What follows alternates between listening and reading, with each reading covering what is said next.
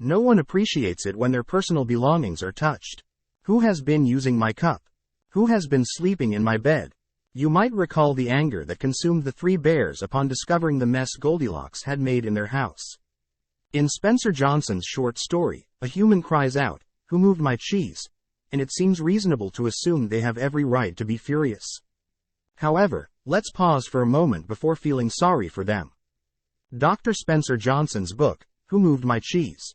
An Amazing Way to Deal with Change in Your Work and in Your Life, is a remarkable piece. Its format is rather unconventional, a short story within a short story.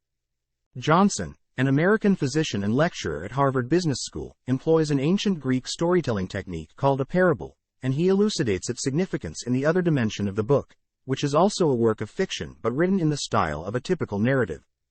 Before we start, don't forget to hit that subscribe button and give this video a like. Your support really helps us create more valuable content for you. Now, let's dive in. Who Moved My Cheese? The story features four main characters, two mice and two little people. Every day, they navigate a maze in search of cheese. For the mice, cheese is merely food, and guided by their simple instincts, they pursue it.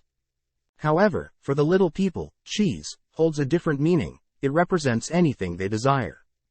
With their complex brains, the little people are driven by emotions and thoughts. The characters possess names that reflect their actions in the story. The mice are called Sniff, because he sniffs out change, and Scurry, because he scurries into action, while the little people are named Hem and Haw, derived from the idiom to hem and haw, meaning to hesitate. Both the mice and the little people search for cheese within intricate corridors, and one day, they all discover it in Section C. They are overjoyed, returning each morning to indulge in the cheese. The mice, however, remain cautious. They tie their running shoes and hang them around their necks, just in case they are needed again. Prior to rushing to Section C, they still inspect the area for any signs of potential change. In contrast, Hem and Haw become complacent. They believe they are entitled to the cheese simply because it required considerable effort to find it. But one day, the cheese vanishes. Sniff and Scurry do not overanalyze the situation. They instinctively put on their shoes and start running once more in search of new cheese. After some unsuccessful attempts, they find it in Section N, discovering a fresh pile of cheese, some of which they had never encountered before. Meanwhile, Hem and Haw are filled with frustration. They cannot fathom how someone could have dared to move their cheese. Haw covers his ears and shuts his eyes, attempting to block out the truth, while Hem feels betrayed. Hungry and shocked, they return home. But before they leave, Haw writes a message on a wall. The more important your cheese is to you, the more you want to hold on to it. What follows can be characterized as a phase of denial. Hem and Haw continue to visit Section C every day, hoping that someone, even though they don't know who, will bring the cheese back. However, day after day, nothing changes. Haw begins to persuade Hem to search for new cheese, but Hem remains incredibly stubborn. Why should he leave? He's comfortable where he is. He believes he's too old, too afraid of getting lost, and that it's dangerous out there. Both of them choose to stay, and their disappointment deepens. By passively waiting for a miracle, they sink into depression and find themselves unable to sleep at night. They entertain the idea that maybe someone hid the cheese behind the wall, so they create a hole in the wall, only to find no cheese. As time passes, Haw starts to accept the change, realizing that he needs to adapt to it. He writes down a thought on the wall. If you do not change, you can become extinct. Haw envisions himself finding and enjoying the new cheese, and this thought fills him with inspiration and strength. He recognizes that the maze represents uncertainty, but he understands that this uncertainty is temporary. Although he is afraid, he writes another sentence on the wall. What would I do if I weren't afraid? Haw contemplates the nature of fear and comes to the conclusion that while fear can paralyze, it can also serve as a catalyst for action. Finally, he decides to embark on a search for new cheese, realizing that Hem has chosen to remain behind. The maze is perplexing, and Haw experiences moments of thinking he's close to finding the cheese, only to realize it was an illusion. Nevertheless, he feels a sense of empowerment, knowing that he is taking control rather than passively observing. While running through the corridors, an interesting thought occurs to Haw. The cheese didn't disappear overnight. Its quantity was gradually decreasing, and its taste had diminished. They had simply failed to pay attention. He writes another reminder on the wall. Smell the cheese often so you know when it is getting old. The dark passages of the maze are frightening, and Ha feels the urge to return to Section C. If Hem is there, Ha won't be alone. But he changes his mind and writes another thought. Movement in a new direction helps you find new cheese. Despite his overwhelming fear, Ha realizes that his own imagination conjures up the most terrifying images of what could happen to him in the dangerous maze.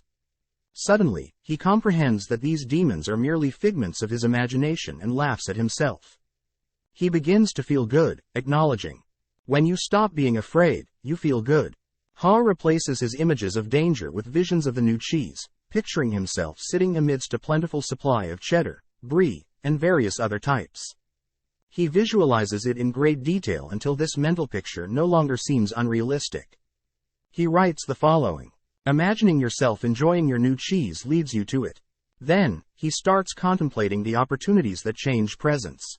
Instead of focusing on what they have lost, perhaps they can discover something even better. Why is change always perceived as something negative? This thought ignites a spark of inspiration within Ha, urging him to run faster. And eventually, he finds a cheese station. However, there's a problem. Someone else has already been there, and only small fragments of cheese remain. They are delicious but scarce. Ha realizes he missed an opportunity. Taking some cheese for Ham, he writes. The quicker you let go of old cheese, the sooner you find new cheese. Ha acknowledges that his old way of thinking prevented him from discovering new cheese. He was more preoccupied with what could go wrong rather than considering what could go right. He worried about holding onto the old cheese instead of contemplating the possibilities that change could bring. However, after venturing back into the maze and finding enough cheese to sustain him, Ha shifts his beliefs. He used to believe that change would harm him, but now he believes that it can actually help him. And he does find the cheese. It's in cheese section N, where Sniff and Scurry are. Ha tries the new cheese and takes off his shoes, but instead of hiding them, he ties them and hangs them around his neck. Ha reflects on his journey and writes a summary of the lessons he has learned.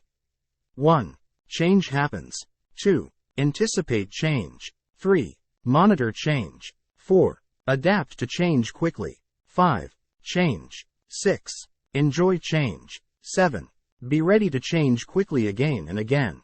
Ha understands that change is an inevitable part of life. It is not something to be feared or resisted but embraced and navigated.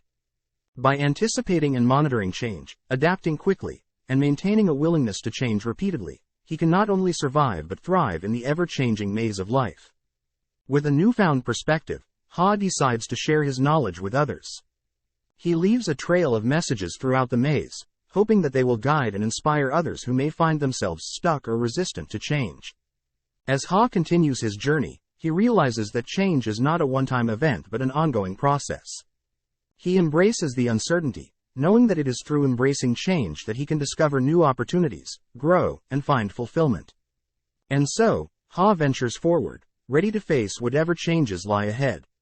He understands that change is a constant companion in life, and by embracing it, he can continue to find new cheese and experience the joy and fulfillment it brings. The story of Who Moved My Cheese serves as a powerful reminder that change is inevitable, and our ability to adapt and embrace it determines our success and happiness. By letting go of old beliefs and being open to new possibilities, we can navigate the maze of life with resilience and enthusiasm. As you reflect on the story of this book, consider your own approach to change. Are you more like Ha, who embraces and adapts to change, or Hem, who resists and clings to the familiar? Share your thoughts below and let us know how this story has impacted your perspective on navigating life's changes. If you're interested in delving deeper, you can find the book through the link in the video description. Don't forget to subscribe and engage with our content.